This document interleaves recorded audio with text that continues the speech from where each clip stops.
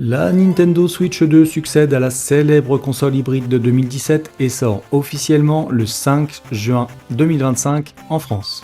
Elle conserve le concept de console hybride tout en apportant de belles améliorations matérielles et logicielles. Techniquement, on passe d'un écran OLED 720p de 7 pouces à un écran LCD de 7,9 pouces en résolution Full HD, donc 1080p, avec un taux de rafraîchissement variable qui pourra cette fois atteindre les 120 fps contre 60 pour le modèle précédent. L'écran est désormais compatible HDR10, ce qui apportera du punch à l'image et contrebalancera le fait qu'il n'y ait pas les noirs absolument parfaits de l'OLED. D'après les premiers retours, l'écran est très agréable et propose quand même un vrai gap technologique. Le dock adopte un nouveau design avec des bords arrondis. Il est désormais ventilé pour refroidir la console de façon active et supporte la 4K HDR.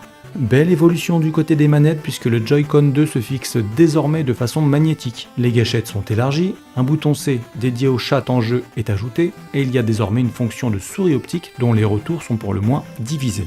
La conception des sticks a été entièrement repensée afin d'éviter un nouveau scandale lié au Joy-Con Drift et les vibrations sont elles aussi améliorées.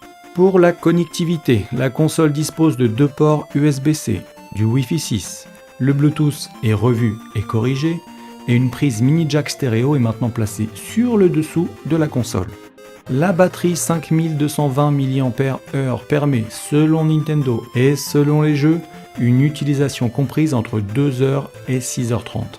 Concernant le stockage, on passe à 256 Go de mémoire en interne, extensible par carte microSD Express uniquement, allant jusqu'à 2 Teraoctets maximum.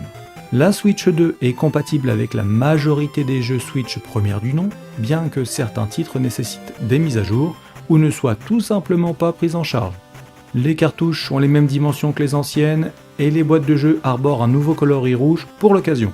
Le Nintendo Switch Online ajoute une sélection de jeux GameCube qui profiteront de l'amélioration matérielle. Zelda The Wind Waker, Soul Calibur 2, F-Zero GX, Luigi's Mansion, Super Mario Sunshine ou encore Pokémon Coliseum.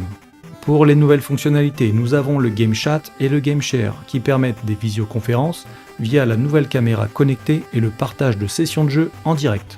Ce qui fait couler beaucoup d'encre, ce sont les fameuses cartouches virtuelles.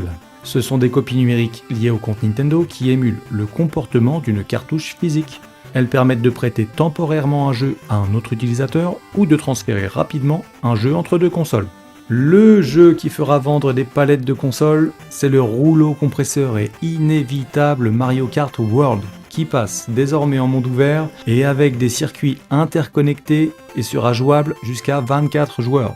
Le jeu est vendu au prix officiel de 89€, mais vous le trouverez évidemment beaucoup moins cher chez Amazon ou en grande surface, avec un tarif beaucoup plus raisonnable de 69,90€, soit quand même une économie de 20€.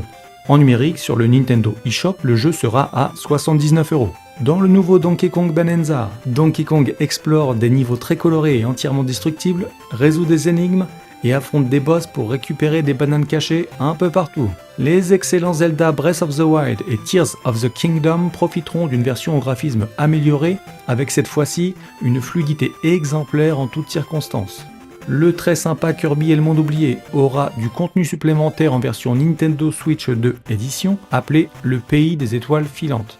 Il proposera une aventure inédite avec de nouveaux niveaux, ennemis et mécaniques de jeu. L'un des titres les plus attendus en 2025, c'est Metroid Prime 4 qui bénéficiera de plusieurs améliorations techniques. Résolution jusqu'à 4K à 60 fps ou, au choix, du 1080p à cette fois-ci 120 fps. Il profitera aussi de l'intégration de la fonction souris optique des Joy-Con 2.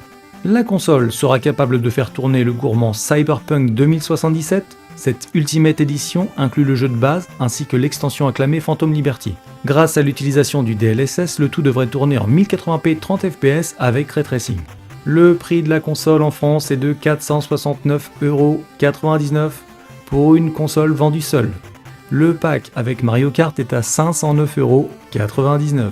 Comme toutes les nouvelles consoles de Nintendo, la Switch suscite un très fort engouement, avec des précommandes importantes et de possibles et probables ruptures de stock. Par contre, certains analystes expriment quand même des réserves quant à son positionnement tarifaire élevé et à l'absence de fonctionnalités vraiment révolutionnaires.